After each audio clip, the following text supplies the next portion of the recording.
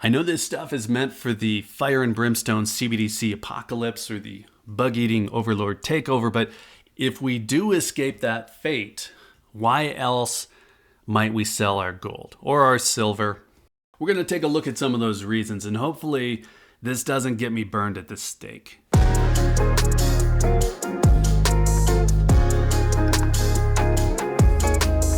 You can't take this stuff with you.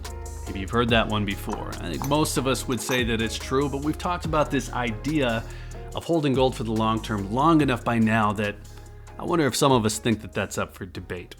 I know for sure that some of us here have vowed to never sell our gold. No way, no how. And I can relate to it because I hope to keep a specific amount for my kids. Sadly, that amount's at the bottom of a lake. Tragic boating accident, but I'll make them a map, we'll rent them some scuba gear, and they'll get at it one way or another. But there's a part of the stack that I just don't find sacred. I mean that figuratively. We don't have to go literal there. I'll sell it if I need it. And given the choice of my family being in some kind of financial trouble or selling some gold, well, that's an easy decision. Later in life, there's also that truth. You just can't take it with you. It's true for some of us again.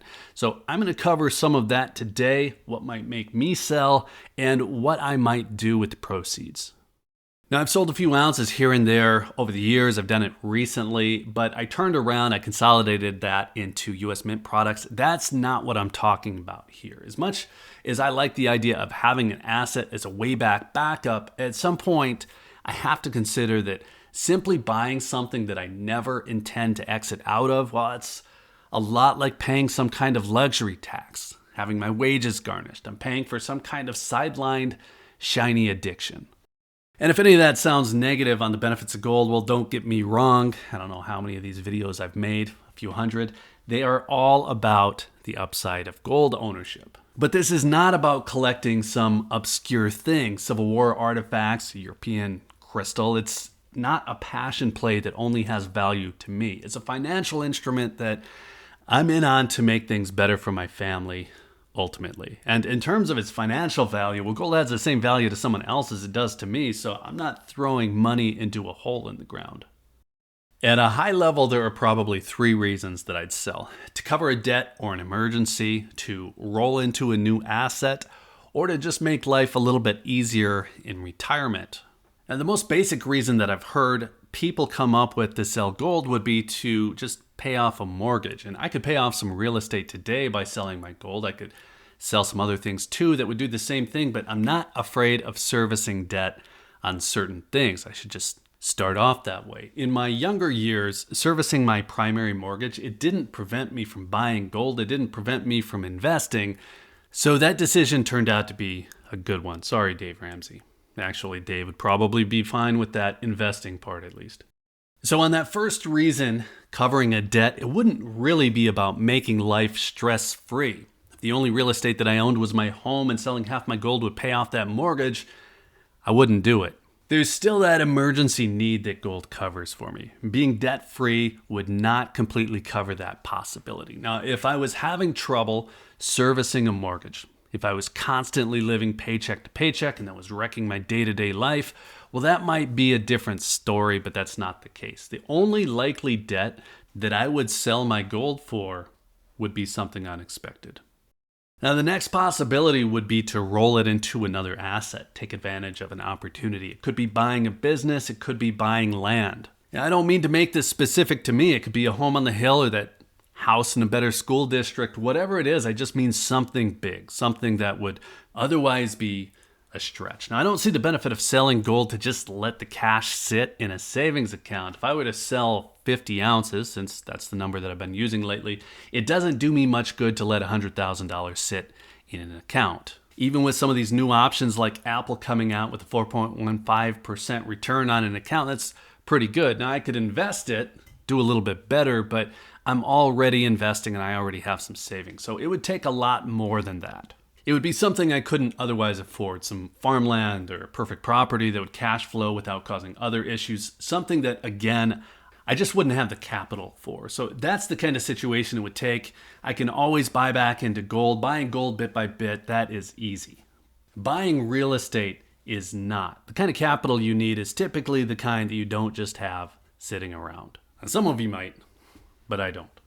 And the last case of selling down gold to make things a little bit easier in retirement for me, it's probably my most likely case. It's a little bit of a blend between 2 and 3 for me actually, but the timing would be in retirement. If I'm actively earning, I don't need to sell down my backup plan. But as popular as it is to say that you're just never going to sell your gold, eventually, I just don't think that makes much sense. I'll never sell all of it, again, because I'm going to hand some down, but I assume at some point, some of this is going to market.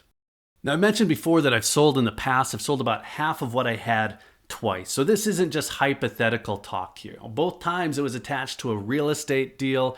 And one of the things that I would like to do in retirement is move. I'd like to get to the ocean, maybe somewhere else like that. So there will be a point when I sell my home, my local investments, anything I can't take with me, and then just go somewhere that I can enjoy the view, enjoy the climate. Again, this is getting pretty specific to my own hopes and dreams. Maybe it'd be just a place out of town, but at some point there's this need to do a complete rebalance in your portfolio. And that's another topic. I'm afraid I just make us all dumber by explaining what I intend to do there, but part of that probably involves selling some gold.